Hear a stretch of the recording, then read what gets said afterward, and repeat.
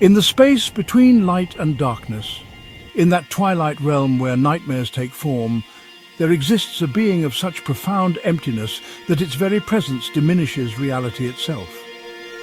Not quite ghost, not quite demon, but something altogether more primordial. I speak of the Wraith. Unlike the ghost, which retains some echo of humanity, or the poltergeist, which channels chaotic energy, the Wraith exists as pure malevolence given form. A darkness that hungers, a void that consumes, a shadow that thinks. Wraiths appear as vaguely humanoid silhouettes, their edges constantly shifting like smoke caught in an invisible current. Where a face should be, witnesses report only deeper darkness, occasionally pierced by points of cold light that serve as eyes, windows into an abyss that stares back with ancient hatred. Their bodies trail into wisps of black vapor, giving them the appearance of being perpetually torn apart by winds only they can feel. What makes Wraiths truly terrifying is not their appearance, but the profound wrongness they bring to any space they occupy. The temperature plummets in their presence, not merely to the chill of a winter day, but to a bone-deep cold that seems to freeze the very soul.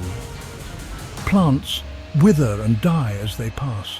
Electronics malfunction, animals fall silent or flee in panic. Even the air itself grows thin, as though the Wraith feeds on the very substance of reality. Their origins remain shrouded in mystery and contradictions. Some scholars of the paranormal believe Wraiths are formed when a soul, rather than moving on after death, is corrupted by extreme negative emotions, rage, despair, or betrayal so profound it warps the very essence of what was once human. Others suggest they were never human at all, but rather manifestations of cosmic darkness that have existed since before mankind, first huddled around fires to keep the night at bay. Most disturbing are accounts suggesting Wraiths can be created through dark rituals, where the boundary between life and death is deliberately torn open, allowing this darkness to seep through and take form. Ancient texts from forgotten civilizations warn against such practices, describing the inevitable betrayal when the summoner becomes the first victim of what they've brought into being. Unlike ghosts that haunt specific locations tied to their deaths, Wraiths are untethered, free to roam wherever darkness falls. They prefer abandoned places, decaying mansions, forgotten subway tunnels, forests so dense sunlight never reaches the ground.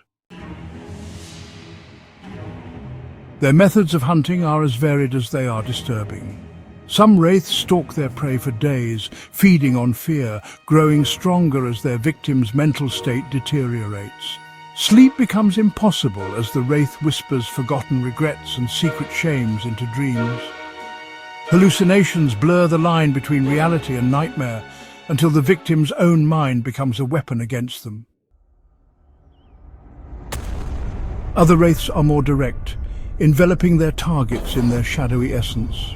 Survivors describe the sensation as drowning in darkness, an absolute cold that penetrates to the marrow while negative emotions cascade through the mind. Joy, hope, and love are leached away, leaving only despair. Most terrifying are accounts of possession, where the Wraith enters through the shadow of its victim, hollowing them from within. The possessed retain all memories and can mimic normal behavior, but close observers note subtle wrongness, slightly delayed reactions, a newfound cruelty, and eyes that never quite reflect light properly. What defense exists against such beings? Tradition offers contradictory answers. Light is universally acknowledged as anathema to Wraiths, though modern accounts suggest they've grown resistant to artificial illumination. Only natural light, sunlight, flame or lightning seems to cause them genuine pain. Salt forms boundaries they cannot cross. Iron disrupts their form temporarily. Religious symbols hold power only proportional to the faith behind them. Sound, particularly certain frequencies of music, can temporarily disperse their shadowy essence, forcing them to retreat and reform. Most effective, yet most dangerous, is confronting the emotional darkness that empowers them. By resolving the negative energy that feeds the Wraith, making peace with past traumas, forgiving betrayals, or bringing hidden truths to light, witnesses claim the entity can be diminished or even banished. Perhaps most chilling is the growing frequency of Wraith encounters in our modern world. As society becomes increasingly isolated despite our interconnectedness, as ancient forests fall and darkness retreats from our light-polluted skies, these entities find new shadows to inhabit. The digital darkness of abandoned servers, the emotional voids of crowded but lonely cities, the spiritual emptiness of lives lived without meaning or connection. They adapt, they evolve, they wait. So tonight, when you notice your shadow moving slightly out of sync, when the darkness in the corner of your room seems somehow deeper than it should be, when you feel watched by eyes you cannot see, remember the Wraith. Turn on the light, call a friend, reconnect with whatever brings you joy.